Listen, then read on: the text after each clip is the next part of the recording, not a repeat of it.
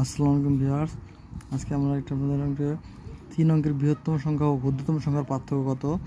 এই বৃহত্তম ও ক্ষুদ্রতম সংখ্যার পার্থক্য আমরা জানি। বৃহত্তম সংখ্যা 0 থেকে 1 2 3 4 5 6 7 8 9 এর ভিতরে ধরতে হয়। তো আমরা যদি 3 অঙ্কের বৃহত্তম সংখ্যা ধরি,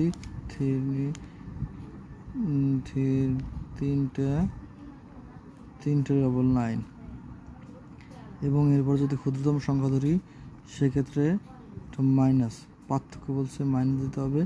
ক্ষুদ্রতম সংখ্যা 3 অঙ্কের ক্ষুদ্রতম সংখ্যা ও ক্ষুদ্রতম মানে তিনটে অর্থাৎ, কিন্তু এটা দিয়ে যখন এটাকে মাইনাস করা যায় না, এই জন্য একটা 1 আমরা ধরে নেব।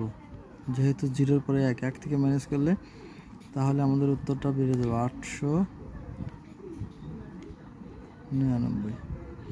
এখন আপনারা একটু 5 অঙ্কের বৃহত্তম ও ক্ষুদ্রতম সংখ্যা দুটির যোগফল কত, এটি বের করে দেখান।